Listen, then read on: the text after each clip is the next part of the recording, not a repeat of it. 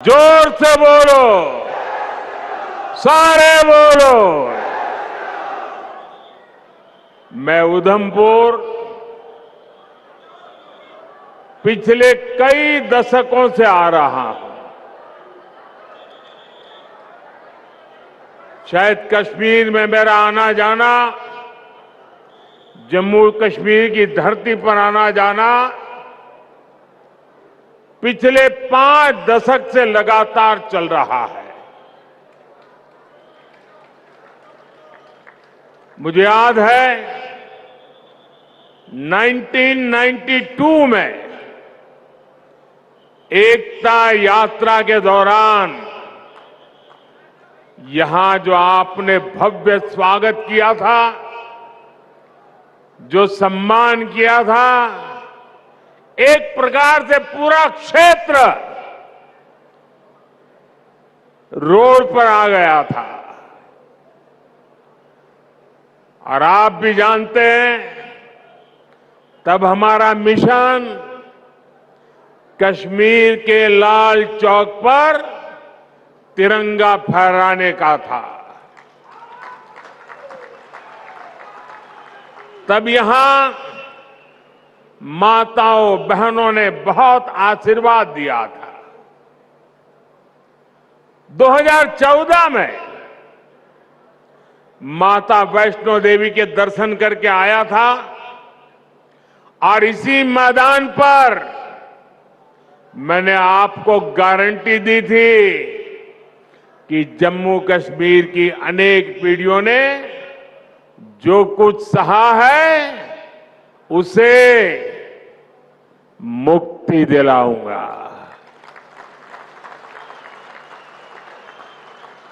आज आपके आशीर्वाद से मोदी ने वो गारंटी पूरी कर दी है।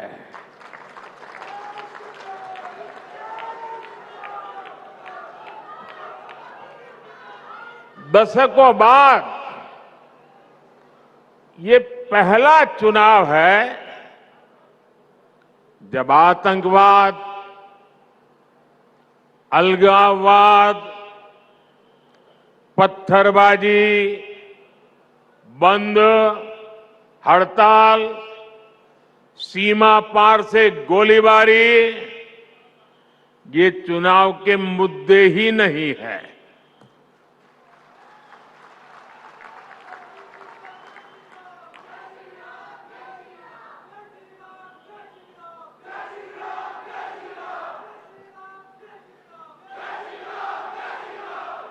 तब माता वैष्णो देवी यात्रा हो या अमरनाथ यात्रा, ये सुरक्षित तरीके से कैसे हो, इसको लेकर ही चिंताएं होती थी। अगर एक दिन शांति से गया तो अखबार में बड़ी खबर बन जाती थी। आज स्थिति एकदम बदल गई है। आज जम्मू कश्मीर में विकास भी हो रहा है और विश्वास भी बढ़ रहा है। इसलिए आज जम्मू और कश्मीर के चप्पे चप्पे में भी एक ही गूंज सुनाई दे रही है। फिर एक बार, फिर एक बार, फिर एक बार, भाई और बहनों, ये चुनाव सिर्फ सांसद चुनने भर का नहीं है, बल्कि ये देश में एक मजबूत सरकार बनाने का चुनाव है। और सरकार जब मजबूत होती है तो जमीन पर चुनौतियों के बीच भी चुनौतियों को चुनौती देते हुए काम करके दिखाती है। दिखता है कि नहीं दिखता है? दिखता है कि नहीं दिखता है? यहां जो पुराने लोग हैं उनको 10 साल पहले का मेरा भाषण याद होगा। यही मैंने आपसे कहा था कि आप मुझ पे भरोसा कीजिए।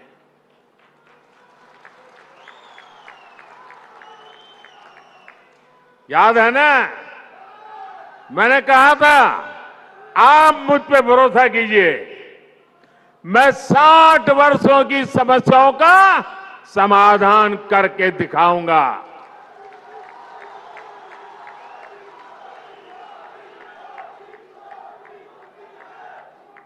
तब मैंने यहां माताओं बहनों के सम्मान की गारंटी दी थी, गरीब को 2 वक्त के खाने की चिंता न करनी पड़े इसकी गारंटी दी थी।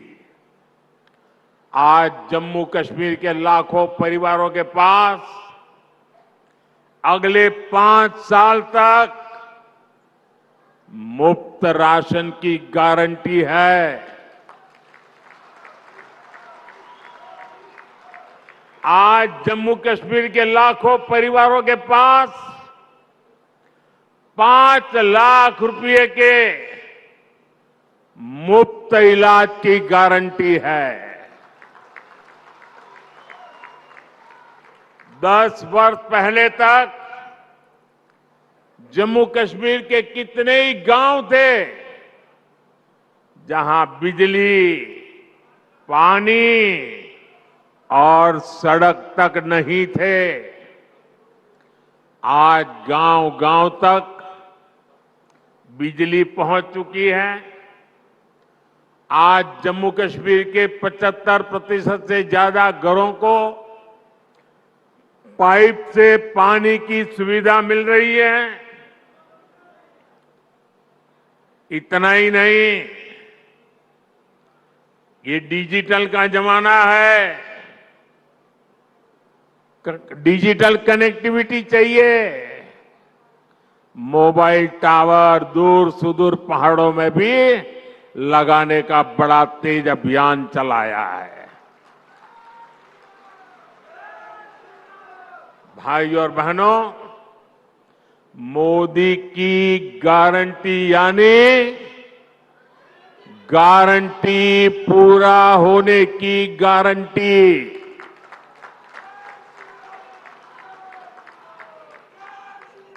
आप याद कीजिए, कांग्रेस की कमजोर सरकारों ने शाहपुर कंडी डैम को कैसे दशकों तक लटकाए रखा। जम्मू के किसानों के खेत सूखे थे, गांव अंधेरे में थे, लेकिन हमारे हक का रावी का पानी पाकिस्तान जा रहा था। मोदी ने किसानों को गारंटी दी थी और इसे भी पूरा करके दिखाया है।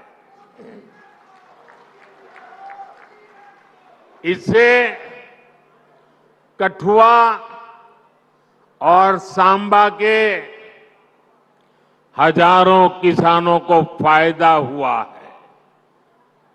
यही नहीं, इस डैम से जो बिजली पैदा होगी वो जम्मू कश्मीर के घरों को रोशन करेंगे। भाई और बहनों, मोदी विकसित भारत के लिए विकसित जम्मू कश्मीर के निर्माण की गारंटी दे रहा है, लेकिन कांग्रेस, नेशनल कॉन्फ्रेंस, पीडीपी और बाकी सारे दल जम्मू कश्मीर को फिर उन पुराने दिनों की तरफ ले जाना चाहते हैं। इन परिवार चलित पार्टियों ने परिवार के द्वारा ही चलने वाली पार्टियों ने जम्मू कश्मीर का जितना नुकसान किया, उतना नुकसान किसी ने नहीं किया है। यहां तो पॉलिटिकल पार्टियां मतलब of the family, by the family, for the family.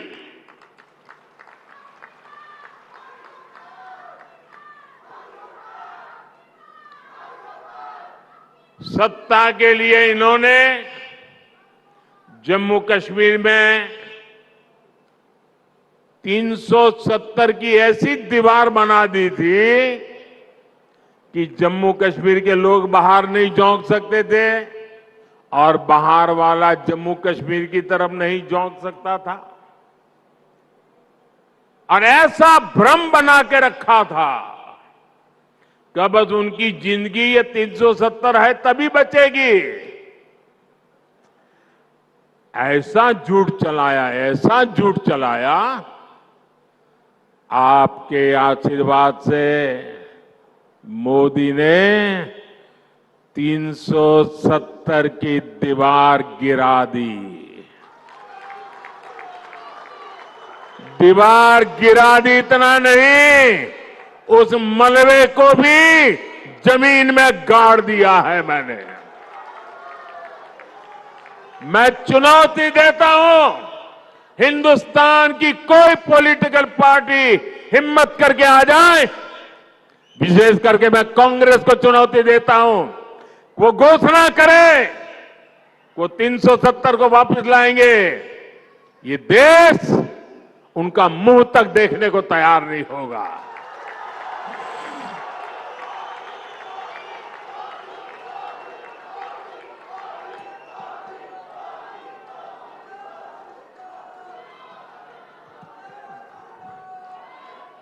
ये कैसे कैसे भ्रम फैलाते हैं, कैसे कैसे लोगों को डरा के रखते हैं। ये कहते थे 370 हटी तो आग लग जाएगी, जम्मू कश्मीर हमें छोड़ के चला जाएगा। लेकिन जम्मू कश्मीर के नौजवानों ने इनको आईना दिखा दिया। अब देखिए, जब यहां उनकी नहीं चली, जम्मू कश्मीर के लोग उनकी असलियत को जान गए। अब जम्मू कश्मीर में उनके झूठे वादे, भ्रम की मायाजाल नहीं चल पा रही है, तो ये लोग अब जम्मू कश्मीर के बाहर देश के लोगों के बीच भ्रम फैलाने का खेल खेल रहे हैं। ये कहते हैं कि 370 के हटने से देश को कोई लाभ नहीं हुआ। जिस राज्य में जाते हैं वहां भी बोलते हैं तुम्हारे राज्य को क्या लाभ हुआ, तुम्हारे राज्य को क्या लाभ हुआ। 370 के हटने से क्या लाभ हुआ है, वो जम्मू कश्मीर की मेरी बहन बेटियों को पूछो, जो अपने हकों के लिए तरस रही थी। ये उनका भाई, ये उनका बेटा, उन्होंने उनके हक वापस दिए हैं।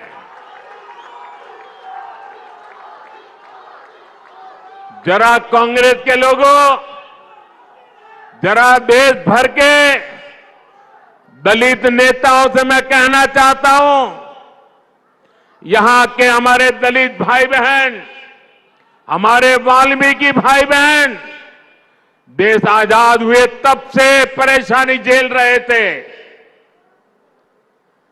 जरा आकर के उन वाल्मीकि भाई बहनों से पूछो, गड्ढा ब्राह्मण से पूछो, कोली से पूछो, और पहाड़ी परिवार हो, मचैल माता की भूमि में रहने वाले मेरे पटरी साथी हो, अब हर किसी को संविधान में मिले अधिकार मिलने लगे हैं। अब हमारे फौजियों की वीर माताओं को चिंता नहीं करनी पड़ती, क्योंकि पत्थरबाजी नहीं होती है। इतना ही नहीं, घाटी की वो माताएं मुझे आशीर्वाद देती हैं। उनको चिंता रहती थी कि बेटा अगर 2-4 दिन दिखाई न दे तो उनको लगता था कहीं गलत हाथों में तो नहीं फंस गया है। आज कश्मीर घाटी की हर माता चैन की नींद सोती है, क्योंकि अब उनका बच्चा बर्बाद होने से बच रहा है। साथियों, अब स्कूल नहीं जलाए जाते, बल्कि स्कूल सजाए जाते हैं।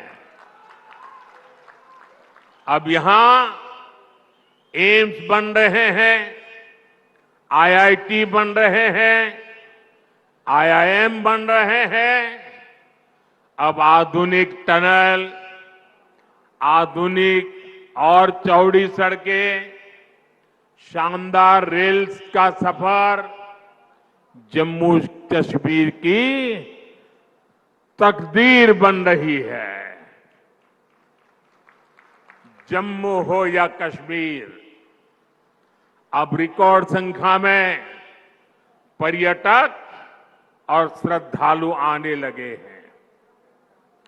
ये सपना यहां की अनेक पीढ़ियों ने देखा है,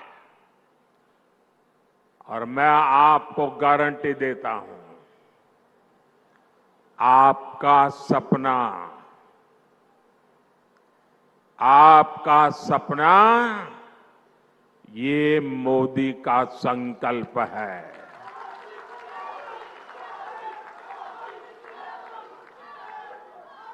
आपके सपनों को पूरा करने के लिए हर पल आपके नाम, आपके सपनों को पूरा करने के लिए हर पल देश के नाम, विकसित भारत का सपना पूरा करने के लिए 24/7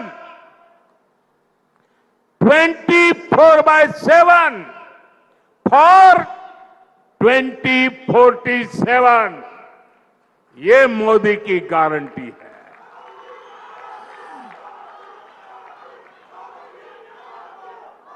दस सालों में हमने आतंकवादियों और भ्रष्टाचारियों पर घेरा बहुत ही कसा है। अब आने वाले 5 सालों में इस क्षेत्र को विकास की नई ऊंचाई पर ले जाना है। साथियों, 10 साल के अंदर अंदर जम्मू कश्मीर पूरी तरह से बदल चुका है। सड़क, बिजली, पानी, यात्रा, प्रवास वो तो है, सबसे बड़ी बात है जम्मू कश्मीर का मन बदला है। निराशा में से आशा की ओर बढ़े हैं। जीवन पूरी तरह विश्वास से भरा हुआ है। इतना विकास यहां हुआ है, चारों तरफ विकास हो रहा है। लोग कहेंगे मोदी जी, अरे इतना कर लिया, आप चिंता मत कीजिए, हम आपके साथ हैं।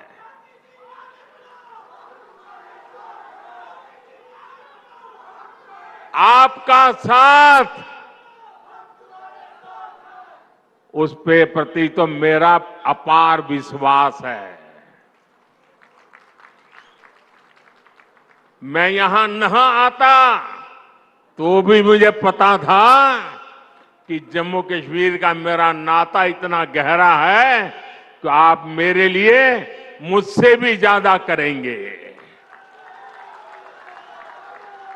लेकिन मैं तो आया हूं मां वैष्णो देवी के चरणों में बैठे हुए आप लोगों के भी दर्शन करने के लिए।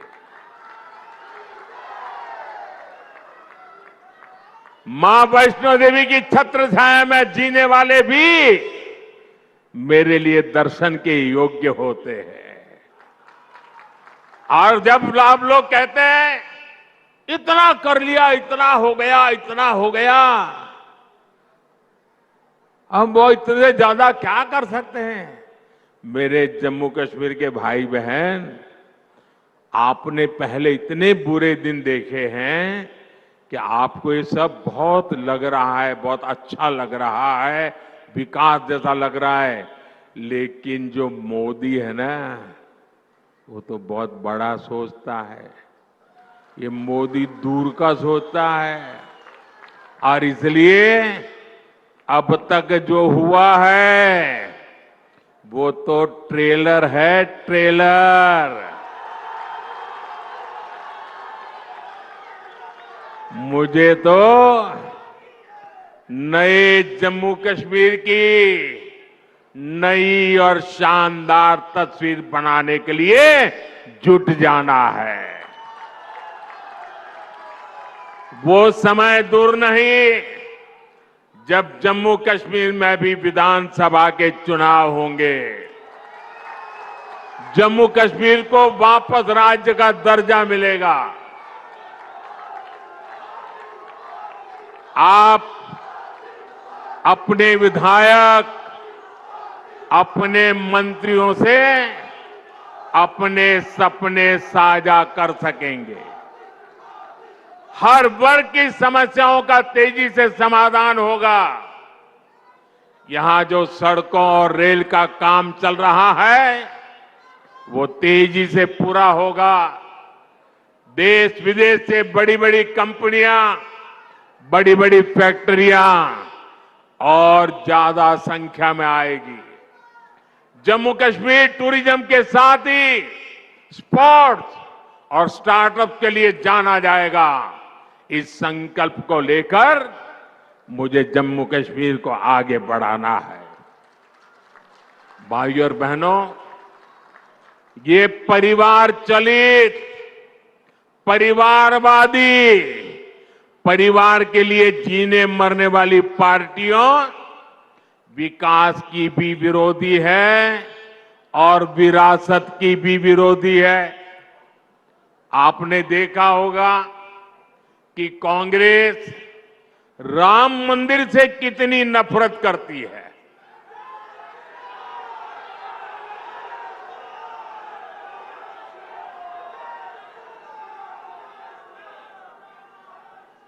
कांग्रेस और उनकी पूरी इकोसिस्टम अगर कहीं मुंह से राम मंदिर भी निकल गया तो चिल्लाने लग जाती है, रात दिन चिल्लाती है कि राम मंदिर बीजेपी के लिए चुनावी मुद्दा है। राम मंदिर न कभी चुनाव का मुद्दा था, न चुनाव का मुद्दा है और न ही कभी चुनाव का मुद्दा बनेगा। अरे राम मंदिर का संघर्ष तो तब से हो रहा था जब भाजपा का जन्म भी नहीं हुआ था। राम मंदिर का संघर्ष तो तब से हो रहा था जब यहां अंग्रेज सल्तनत भी नहीं आई थी। राम मंदिर का संघर्ष 500 साल पुराना है, जब कोई चुनाव का नामो निशान नहीं था। जब विदेशी आक्रांताओं ने हमारे मंदिर तोड़े तो भारत के लोगों ने अपने धर्म स्थलों को बचाने की लड़ाई लड़ी थी।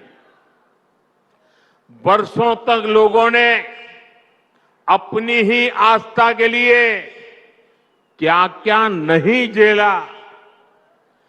कांग्रेस और उसके सहयोगी दलों के नेता बड़े बड़े बंगलों में रहते थे, लेकिन जब रामलला के टेंट बदलने की बात आती थी, टेंट पर जो टाट पतरी वो बदलने की बात आती थी, तो लोग मुंह फेर लेते थे, अदालतों की धमकियां देते थे। बारिश में रामलला का टेंट टपकता रहता था और रामलला के भक्त टेंट बदलवाने के लिए अदालतों के चक्कर काटते रहते थे। ये उन करोड़ों अरबों लोगों की आस्था पर आघात था जो राम को अपना आराध्य कहते हैं।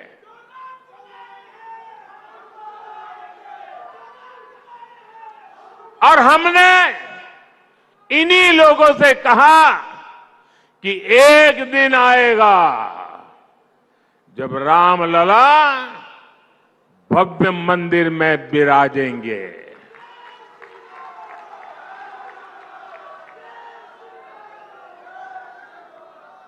और तीन बातें कभी भूल नहीं सकते। एक, 500 साल के अविरत संघर्ष के बाद ये हुआ है। आप सहमत हैं? 500 साल के अविरत संघर्ष के बाद हुआ है, आप सहमत हैं? दूसरा, पूरी न्यायिक प्रक्रिया की कसौटी से कस करके, न्याय के तराजू से तोल करके अदालत के निर्णय से ये काम हुआ है। सहमत है? तीसरा, ये भव्य राम मंदिर सरकारी खजाने से नहीं, देश के कोटि कोटि नागरिकों ने पाई पाई दान देकर बनाया है। सहमत है? जब उस मंदिर की प्राण प्रतिष्ठा हुई,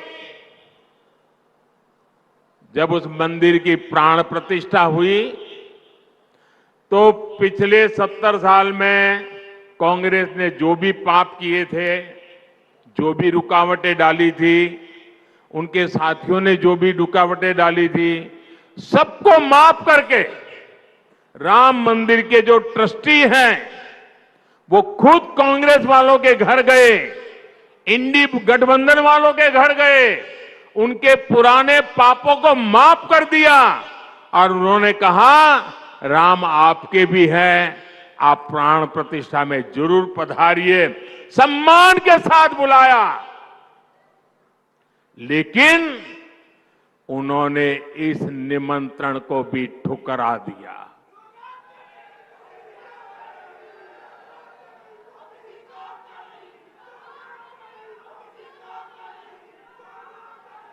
कोई बताए वो कौन सा चुनावी कारनामा था जिसके दबाव में आपने राम मंदिर के प्राण प्रतिष्ठा के निमंत्रण को ठुकरा दिया? वो कौन सी चुनावी खेल था कि आपने प्राण प्रतिष्ठा के पवित्र कार्य को ठुकरा दिया? ये कांग्रेस वाले, इंडी गठबंधन वाले, जो इसे चुनाव का मुद्दा कहते हैं, उनके लिए चुनावी मुद्दा था, देश के लिए ये श्रद्धा का मुद्दा था, ये धैर्य की विजय का मुद्दा था, ये आस्था और विश्वास का मुद्दा था, ये 500 वर्ष की तपस्या का मुद्दा था। मैं कांग्रेस से पूछना चाहता हूं, आपने अपनी सरकार के समय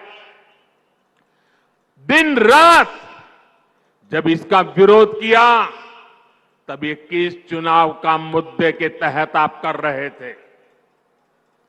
लेकिन आप राम भक्तों की आस्था देखिए, मंदिर बना तो ये लोग इंडी गठबंधन वालों के घर प्राण प्रतिष्ठा का आमंत्रण देने के लिए खुद गए। जिस क्षण के लिए करोड़ों करोड़ों देशवासी ने इंतजार कर रहे थे। आप बुलाने पर उसकी तरफ देखने नहीं गए। पूरी दुनिया के राम भक्तों ने आपके इस अहंकार को देखा है, आपकी चुनावी मंशा को देखा है। ये चुनावी मंशा थी कि आपने प्राण प्रतिष्ठा का निमंत्रण ठुकरा दिया। आपके लिए चुनाव का खेल है। एक किस तरह की तुष्टीकरण की राजनीति थी। भगवान राम को काल्पनिक कहकर कांग्रेस किस वोट बैंक को खुश करना चाहती थी। साथियों, कांग्रेस और इंडी गठबंधन के लोगों को देश के ज्यादातर लोगों की भावनाओं की कोई परवाह नहीं है। इन्हें लोगों की भावनाओं से खिलवाड़ करने में मजा आता है। ये लोग सावन में एक सजायाफ्ता जो सजा कोर्ट ने जिसको सजा की है, जो जमानत पर है, ऐसे एक मुजरिम के घर जाके सावन के महीने में मटन बनाने का मौज ले रहे हैं। इतना ही नहीं, उसका वीडियो बना करके देश के लोगों को चिढ़ाने का काम करते हैं। कानून किसी को भी कुछ भी खाने से नहीं रोकता है और न ही मोदी रोकता है। सभी को स्वतंत्रता है कि जब मन करे वेज खाए या नॉन वेज खाए, लेकिन इन लोगों की मंशा दूसरी होती है। जब सब मुगल यहां आक्रमण करते थे ना, तो उनको सत्ता राजा को पराजित करने से संतोष नहीं होता था। जब तक मंदिर तोड़ते नहीं थे, जब तक श्रद्धा स्थानों की कत्ल नहीं करते थे, उनको संतोष नहीं होता था। उनको उसी में मजा आता था। वैसे ही सावन के महीने में वीडियो दिखाकर वो मुगल के लोगों के जमाने की जो मानसिकता है ना, उसके द्वारा वो देश के लोगों को चिढ़ाना चाहते हैं और अपनी वोट बैंक पक्की करना चाहते हैं। ये वोट बैंक के लिए ये चिढ़ाना चाहते हैं। आप किसे चिढ़ाना चाहते हैं?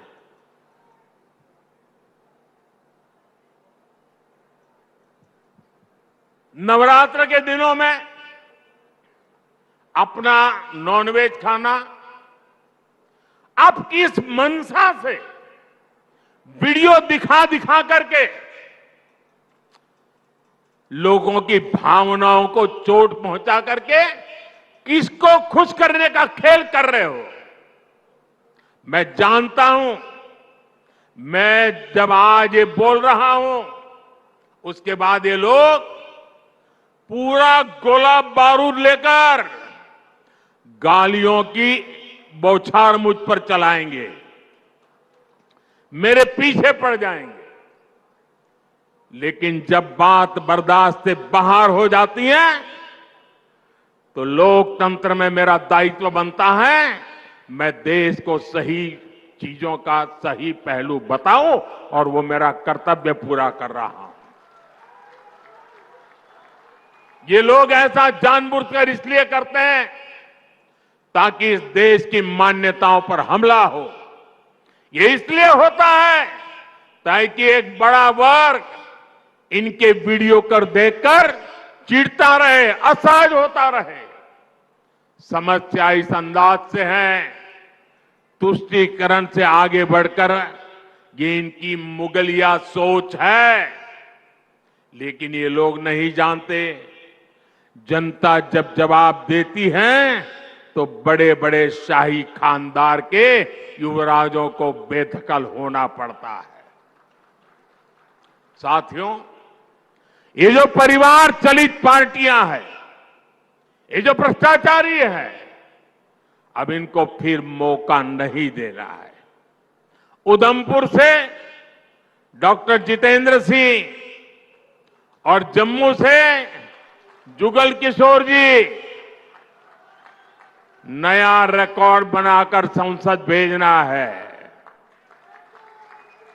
जीत के बाद दोबारा जब उधमपुर आऊं तो स्वादिष्ट कलाड़ी का आनंद जरूर लूंगा।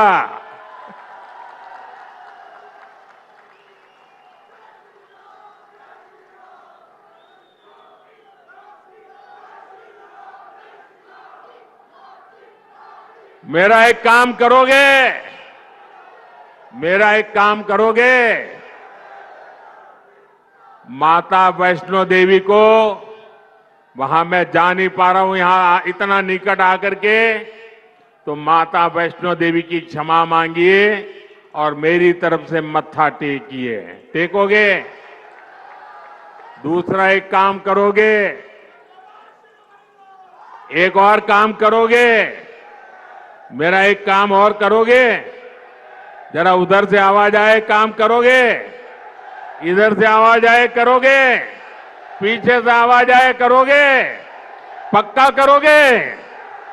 देखिए, आप घर घर जाना है और घर घर जाके कहना, मोदी जी उधमपुर आए थे, मोदी जी ने आपको प्रणाम कहा है, राम राम कहा है, जय माता दी कहा है। कहोगे? कहोगे? मेरे साथ बोलिए, भारत माता की, भारत माता की, भारत माता की। बहुत बहुत धन्यवाद।